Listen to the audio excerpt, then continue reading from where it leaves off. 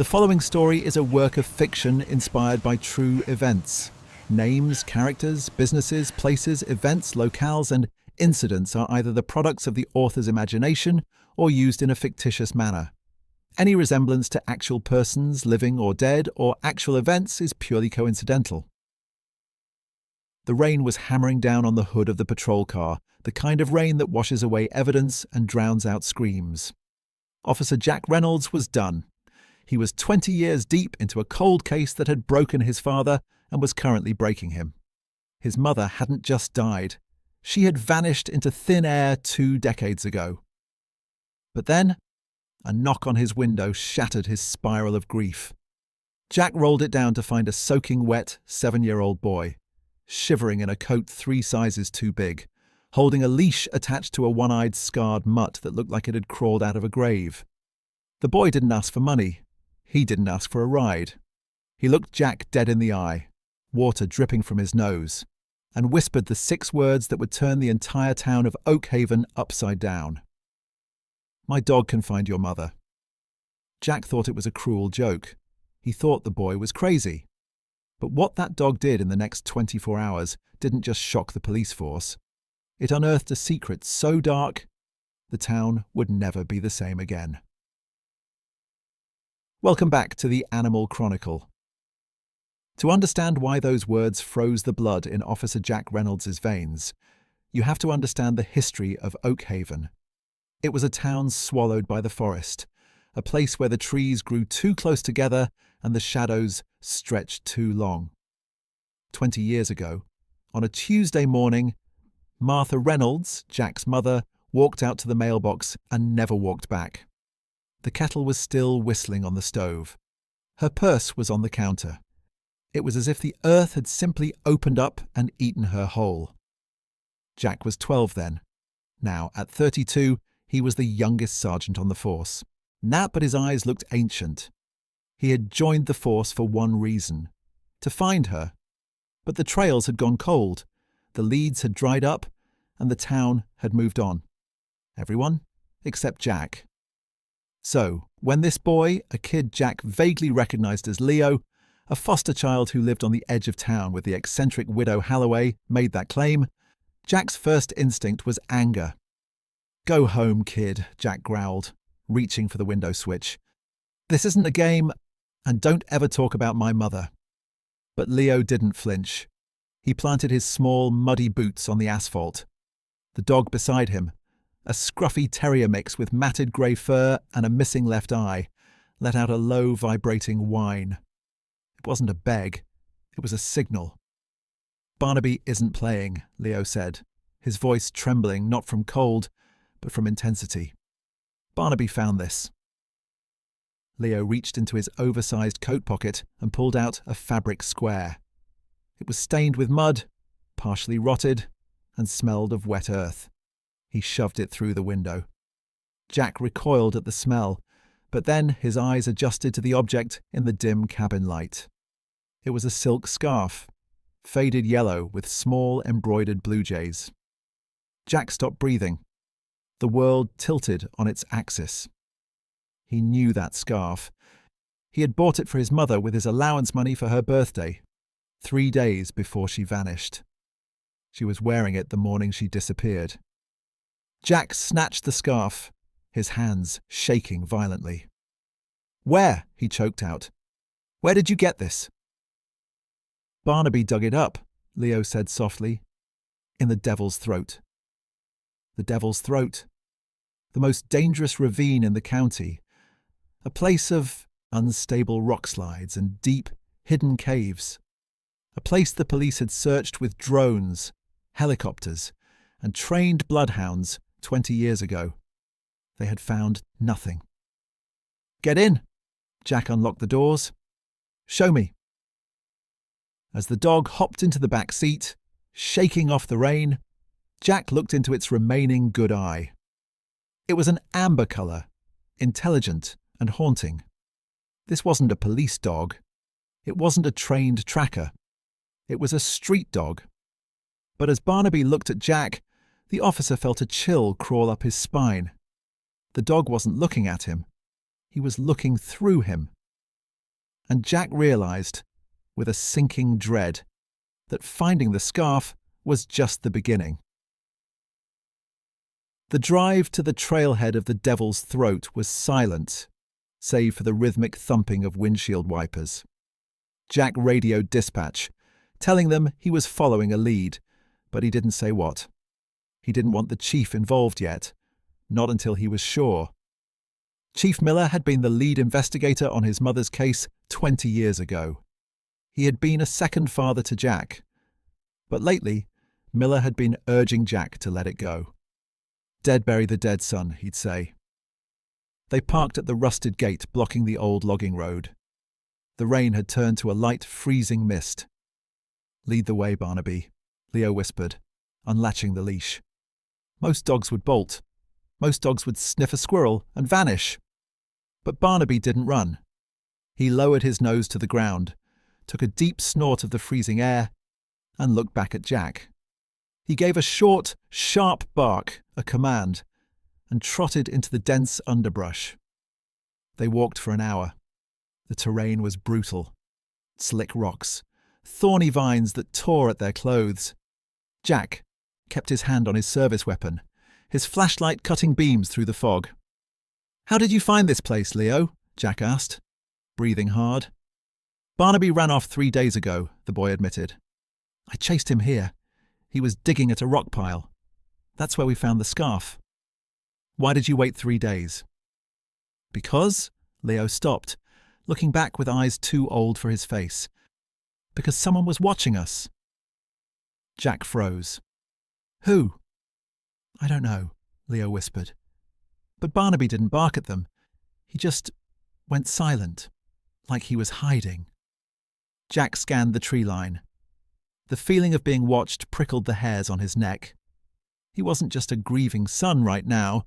He was a cop. And his internal alarm bells were screaming. Suddenly, Barnaby stopped. He was standing at the edge of a massive landslide that had occurred years ago, blocking what used to be a mine entrance. The dog began to whine, a high-pitched, painful sound that echoed off the canyon walls. He wasn't digging this time. He was pointing. He was pointing his snout directly at a small, unnatural fissure in the rock face, barely wide enough for a man to squeeze through. Jack approached the fissure. He shone his light inside. Darkness. Infinite, stale darkness. But then the wind shifted. A scent drifted out. It wasn't the scent of decay. It wasn't the smell of a 20-year-old corpse. It was the smell of wood smoke. Jack's heart hammered against his ribs like a trapped bird. Wood smoke meant fire. Fire meant heat. Heat meant life. "Stay here," Jack ordered Leo. "Do not move. Pitch power 2%. "Barnaby goes with you," Leo insisted. "He knows the way." Jack looked at the dog. The one-eyed mutt was vibrating with adrenaline. Jack nodded. "Okay, let's go." Jack squeezed through the fissure, the rocks scraping his tack vest. Barnaby scrambled ahead, his nails clicking on stone. The air inside was cool and dry. This wasn't just a cave. It was part of the old prohibition tunnels that crisscrossed beneath Oakhaven. They moved deeper. 10 minutes. 20. The tunnel widened into a man-made corridor, reinforced with rotting timber. Jack saw footprints in the dust. Fresh footprints. Someone had been down here recently. A boot print. Heavy tread. Size 12. Jack drew his weapon. "Quiet, Barnaby," he mouthed. The dog seemed to understand, moving like a shadow, his pads silent on the dirt floor. They reached a heavy iron door. It looked like the entrance to a bunker. A heavy padlock hung from the hasp, but, and this made Jack's blood run cold, it was unlocked. Jack pushed the door open. It wasn't a dungeon. It was a living room. There was a rug on the floor, a bookshelf lined with worn paperbacks, a small kitchenette powered by propane tanks, and in the corner, a bed. Sitting on the bed, Facing away from the door was a figure with long silver hair, knitting by the light of a battery-powered lantern. Jack couldn't speak. His throat had constricted shut. He stepped forward, his boots scuffing the floor. The figure turned. It was her. Older. Thinner. Her face lined with 20 years of sunless existence. But it was Martha Reynolds. She looked at Jack, her eyes widening in terror. She didn't recognize the man holding the gun. She only saw a threat. She scrambled back against the wall, grabbing a knitting needle as a weapon. "Mom?" Jack whispered, his voice breaking into a sob. "Mom, it's me. It's Jack." Martha froze. She squinted, tilting her head. "Jack?" she rasped. Her voice was like dry leaves, unused and brittle. "Jackie." Jack holstered his gun and rushed to her, falling to his knees. They embraced, weeping, a mother and son reunited across a chasm of time. It was a miracle. It was the moment Jack had dreamed of every night for 2 decades. But the miracle was about to turn into a nightmare. Barnaby didn't join the reunion. The dog was standing at the door, facing the dark tunnel they had just come from. His hackles were raised.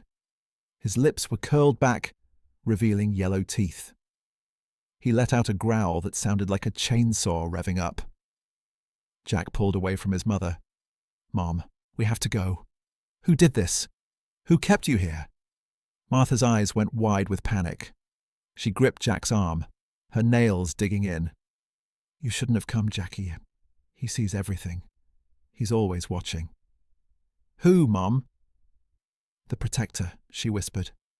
"He says he keeps me safe from the bad world." Suddenly, the heavy iron door slammed shut. Clang! Darkness engulfed them as the lantern flickered. Then, the sound of the heavy padlock clicking into place from the outside. "Jack!" Martha screamed. They were trapped.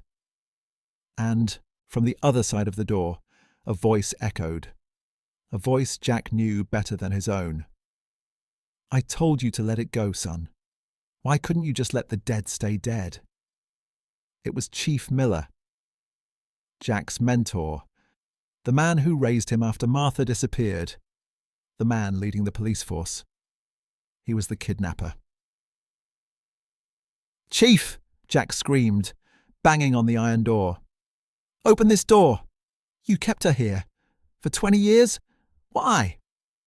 Miller's voice was calm, almost sad. "She was unhappy, Jack. She wanted to leave your father.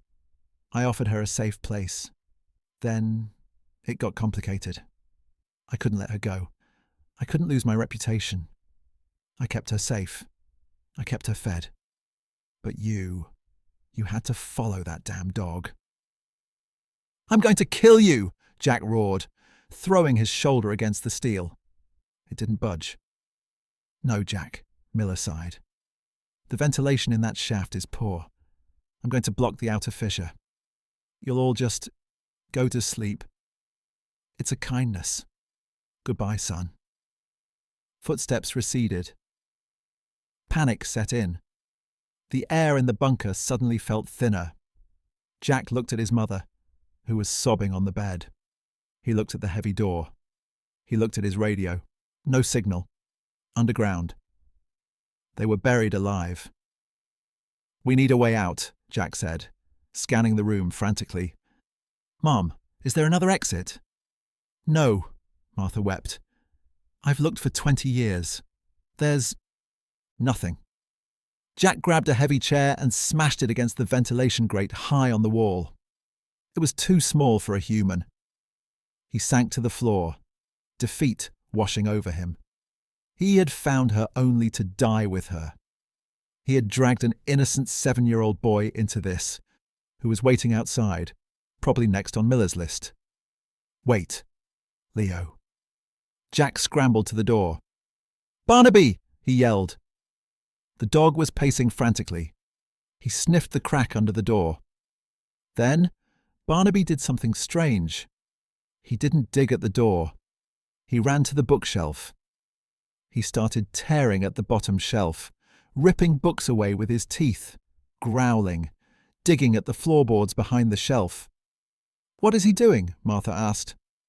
"He smells something," Jack said. He rushed over and helped the dog, ripping the wooden shelf away from the wall. Behind the shelf, near the floor, there was a draft. A tiny, cold draft coming through a rot in the timber support. "Fresh air," Jack gasped. It wasn't an exit for a human, but it was a crawl space, an old drainage pipe. "It's too small," Jack said, his heart sinking. "I can't fit. You can't fit." He looked at Barnaby. The dog looked back, one eye shining in the lantern light. Jack grabbed a piece of paper from the table and a pen. He scribbled a note. "Chief Miller is the kidnapper. We are trapped in the bunker. Send SWAT." He folded the note. He looked at Barnaby. "Buddy, I need you to do something impossible." He tucked the note into Barnaby's collar. He pointed to the small, rotting hole that led into the darkness of the drainage pipe. "Find Leo," Jack commanded, his voice trembling. "Go find the boy." Barnaby didn't hesitate. He squeezed his body into the hole. He whimpered as the jagged wood scraped his sides, but he pushed through. The sound of his claws on metal echoed away, fading into the dark. Then, silence. Outside, at the cave entrance, Leo was freezing. He had been waiting for an hour. He heard the muffled slam of the door deep in the earth. He knew something was wrong. Then, he heard crunching leaves behind him. Chief Miller emerged from the woods, holding a shovel. He wasn't wearing his uniform. He was wearing hunting gear. "Hey there, son," Miller said, his smile not reaching his eyes. "You waiting for Officer Jack?" Leo nodded, stepping back. He sensed the malice radiating off the man. "Jack had to go away," Miller said, tightening his grip on the shovel.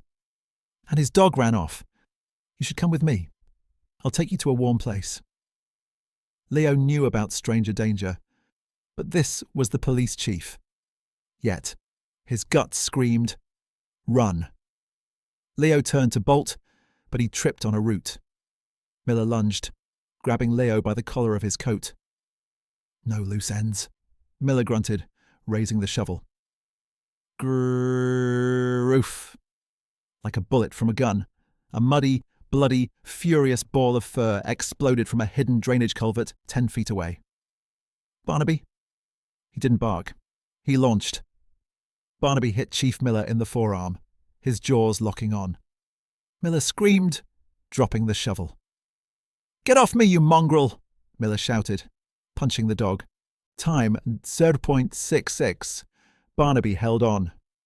He was 40 pounds of grit against a 200-pound man, but he fought like a lion. He thrashed, tearing at the chief's jacket and arm.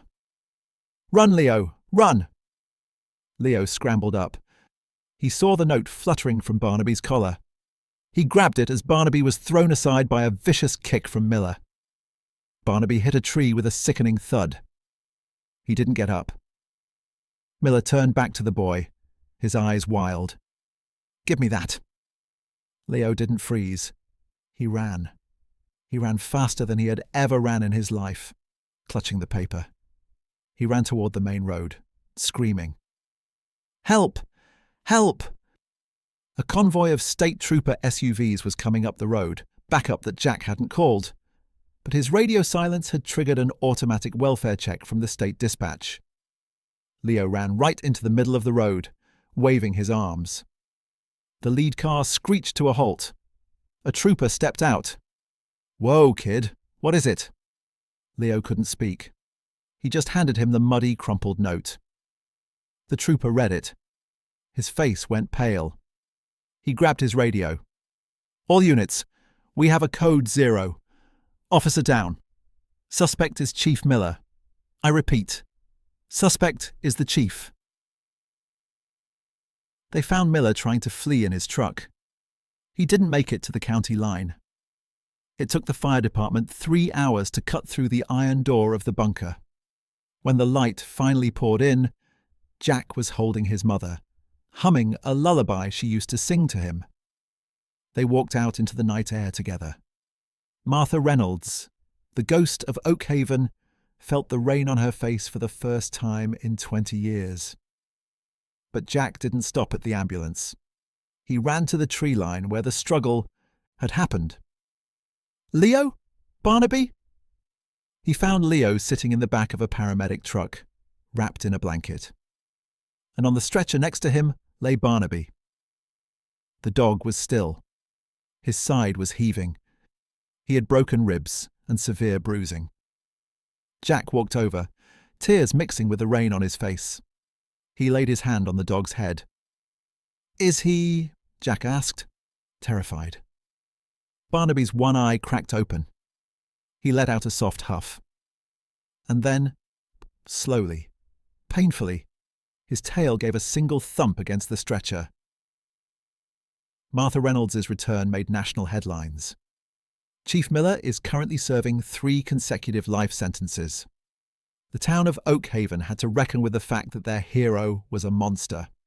And their monster, the scruffy stray dog, was the true hero. Jack adopted Leo. It wasn't even a question. The paperwork took months, but they were family from the moment they stepped out of those woods. And Barnaby? Barnaby got a medal, a real one, from the governor. But he didn't care about the medal. If you visit the Reynolds house today, you'll see an old woman sitting on the porch, knitting. And at her feet, sleeping in the sun, is a one-eyed dog. Jack often thinks about that day. He thinks about the impossible odds. A missing mother, a corrupt chief, a 20-year-old cold case. And he thinks about the little boy who walked up to his window and said, "My dog can find your mother." He was right. The dog didn't just find a missing woman. He found the truth. He found a family. And he found his way home. The bond between a human and a dog is a force that can literally break down walls. If Barnaby's bravery touched your heart, please hit that like button. Time, the 0.3s. It helps us share these stories with the world. And if you want more incredible tales of survival and justice, make sure to subscribe to the Animal Chronicle and turn on notifications. Until next time, hold your pets close. You never know when they might just save your life.